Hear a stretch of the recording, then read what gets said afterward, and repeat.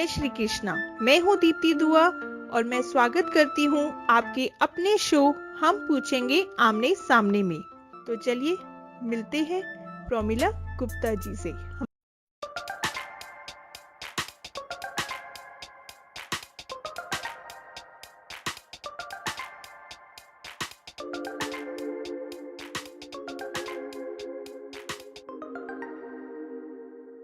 आपने अपनी बुक पर लॉ ऑफ अट्रैक्शन पर काफ़ी जोर दिया है, यानी कि जिस चीज़ पर हम ध्यान केंद्रित करते हैं वो हमें मिल जाती है।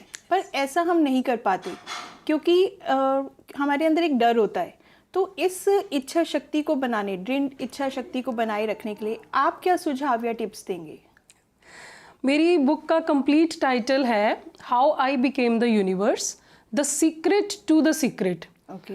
तो जो द सीक्रेट है, जिसको हम लॉ ऑफ अट्रैक्शन के नाम से भी जानते हैं, यानी कि आप ब्रह्मांड से कुछ भी सच्चे मन से मांगे तो वो आपको मिलता है। और लेकिन इसको मांगना अगर इतना आसान होता तो हर कोई मांगता और हर किसी को मिलता और हर वक्त मिलता। और दुख और तकलीफ तो कोई भी नहीं मांगता, क्योंकि दुख और तकलीफ तो किसी को भी नहीं चाहिए।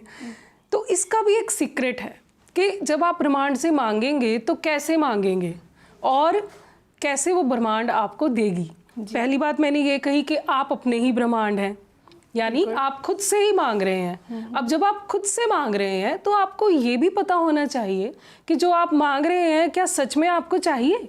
ओके। कई बार ये कन्फ्यूजन होता है कि हम दुनिया की देखो देख कुछ कुछ मांगने लगते हैं। नेचुरली हर कोई खुशी मांगता है, हर कोई तरक्की मांगता है, हर कोई अपने लोगों का प्यार मांगता है, वो बिल्कुल नेचुरल चीज़ है।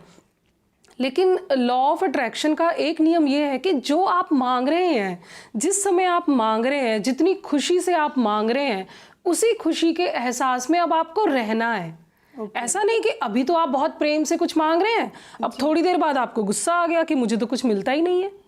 क्यों नहीं मुझे मिलता? फिर आप सवाल करने लगे खुदा से, ब्रह्मांड से, हर किसी से ये कहने लगे कि मैंने तो मांगा कुछ नहीं मिलता है।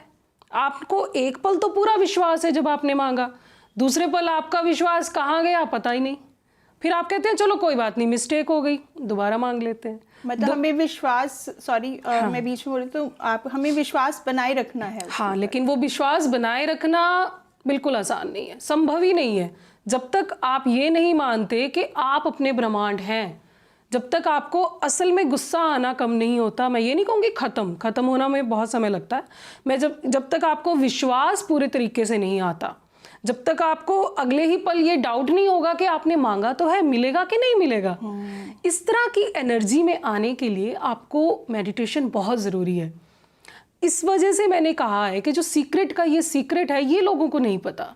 लोगों को मांगना तो आता है, लेकिन फिर उसके बाद उसी एहसास में हमेशा रहना है। ठीक है, एक दो बार आप गलत, आपको गुस्सा भी आएगा, आपको कभी घबराहट भी होगी, उस पर उतना फोकस नहीं करना है। जितनी जल्दी हो सके अपनी उसी एनर्जी में वापस आ जाना है जिसमें जिस खुशी से आपने मांगा था।